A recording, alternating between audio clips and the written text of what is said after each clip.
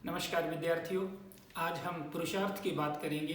प्राचीन भारतीय सामाजिक व्यवस्था में 4 तरह के पुरुषार्थों के बारे में जिक्र किया गया है। धर्म, अर्थ, काम और मोक्ष। पुरुषार्थ के अर्थ की अगर बात करें तो पुरुषार्थ के बारे में ऐसा कहा गया है कि पुरुषार्थ का अर्थ होता है प्रयत्न करना, यानी मनुष्य अपने जीवन में जो कोशिशें करता है उन्हीं कोशिशों को पुरुषार्थ कहा गया है। उन कोशिशों को एक व्यवस्था के तहत क्रमबद्ध करने के लिहाज से ये 4 पुरुषार्थों की व्यवस्था प्राचीन भारतीय सामाजिक व्यवस्था में की गई थी। ये जो 4 पुरुषार्थ हैं, इनमें पहला पुरुषार्थ है धर्म। धर्म के अगर शाब्दिक अर्थ की बात करें तो ऐसा कहा गया है कि ये धर्म जो है वो ध्री धातु से बना है और जिसका अर्थ होता है धारण करने योग्य, यानी इसका अर्थ आचरण से या उन कर्तव्यों से है जो कि मनुष्य को पूरे करने होते हैं, यानी मनुष्य द्वारा किए जाने वाले कर्तव्य हैं वो ही उसका धर्म है। ये धर्म की एक परिभाषा है। धर्म की केवल एक ही परिभाषा हो ऐसा नहीं है। धर्म की एक दूसरी परिभाषा ये कहती है कि धर्म का अर्थ कोई भी वस्तु है उसकी उन मूलभूत विशेषताओं से है जो उस वस्तु की पहचान होती है। तीसरा जो धर्म की जो परिभाषा है वो ये है कि बहुत सारी सभ्यताओं में धर्म को अलौकिक अमानवीय शक्तियों में विश्वास को धर्म कहा गया है।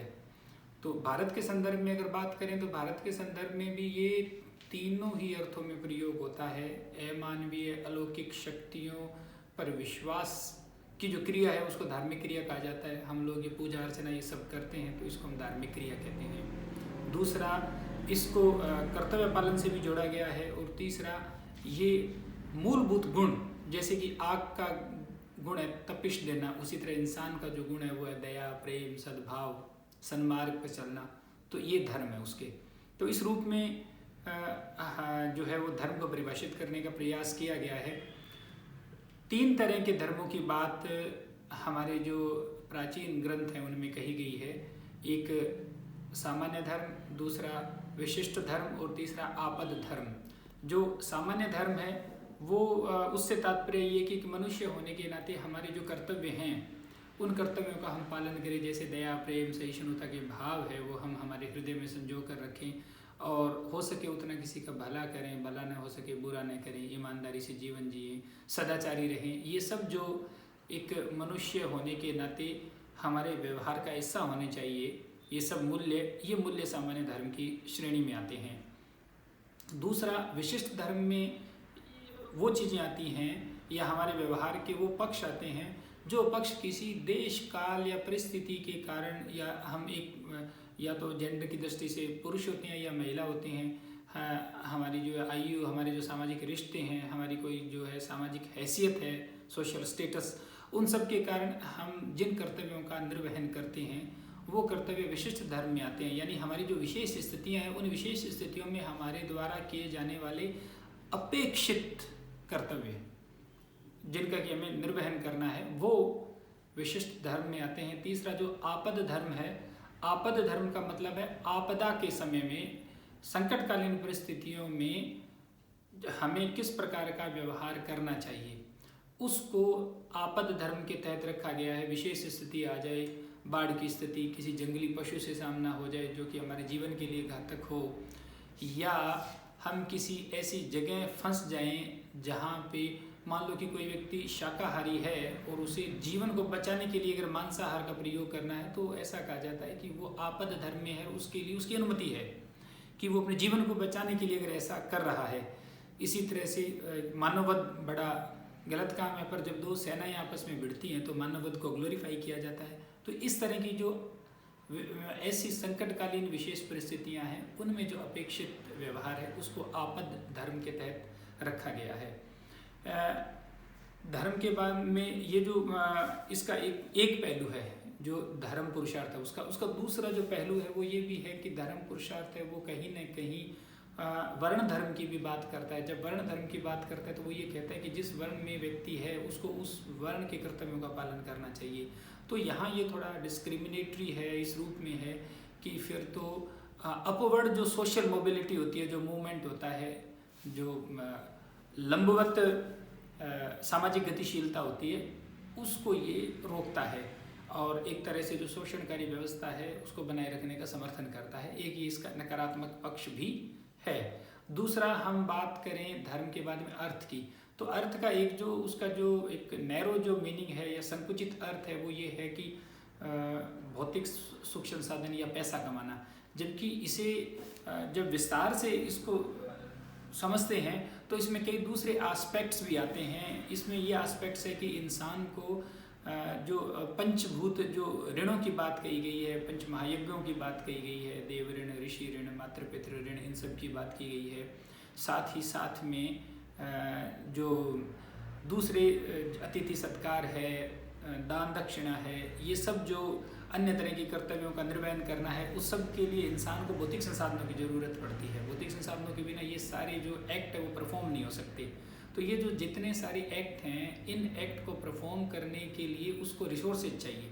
तो उन रिसोर्सेज की नियमानुसार प्राप्ति का प्रयत्न करना है, वो अर्थ पुरुषार्थ के तहत आता है।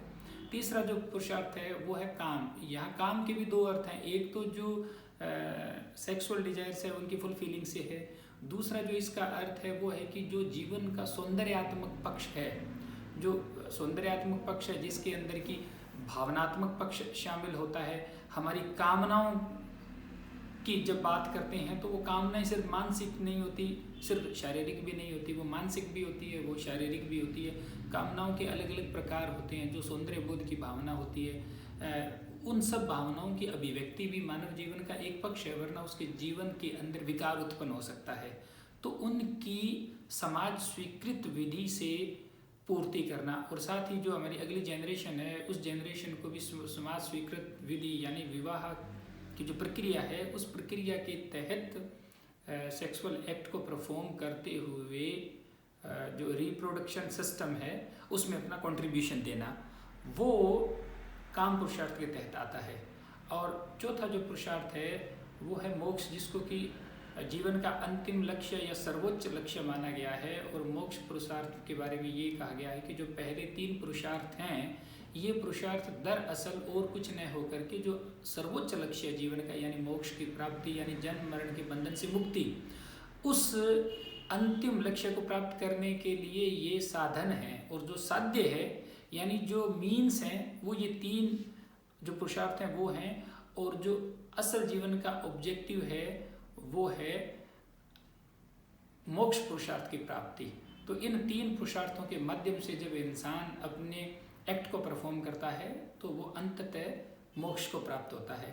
पुरुषार्थों की अगर हम इम्पोर्टेंस की बात करें तो एक तो ये कि ये समाजीकरण की प्रक्रिया में इन्होंने योगदान दिया कि व्यक्ति के एक्ट को जब इन्होंने डिफाइन किया वो भी डिग्निफाइड वे में, तो इससे क्या है कि एक आदमी के जीवन को एक डायरेक्शन या दिशा मिलती है और वो एक पॉजिटिव डायरेक्शन मिलती है। एक इम्पोर्टेंस इनकी ये है। दूसरी जो इम्पोर्टेंस है इनकी वो ये है कि इनसे जीवन में स्पष्टता और सरलता जो है वो समाविष्ट होती है। तो वो स्पष्टता और सरलता के समावेशन से कन्फ्यूज़न कम होता है, तो इंसान है वो मेंटली स्ट्रेस कम फील करता है। एक जो इसका इम्पोर्टेंस है वो ये है। तीसरा, ये एक ऑप्टिमम ह्यूमन बिहेवियर, एक आइडियलिस्टिक ह्यूमन बिहेवियर की बात करती है कि हमारा आदर्श मान्य व्यवहार है वो कैसा होना चाहिए। ये भी पुरुषार्थ का एक इम्पोर्टेंस है। पर इसके साथ साथ में एक नकारात्मक चीज़ भी है पुरुषार्थ के संदर्भ में, वो ये है कि पुरुषार्थ जो है उसका जो ढांचा है, ये ढांचा जो समाज का बड़ा तबका था उसके लिए कोई बहुत ज़्यादा सामाजिक परिवर्तन या अपवर्ड सोशल मोबिलिटी जो है, लंबवत सामाजिक गतिशीलता, उसकी गुंजाइश है उसको सीमित करता है। तो ये पुरुषार्थ के बारे में मोटी मोटी बात थी। अगले वीडियो में हम संस्कार के बारे में चर्चा करेंगे, जो 16 संस्कार हैं उनके बारे में। Thank you.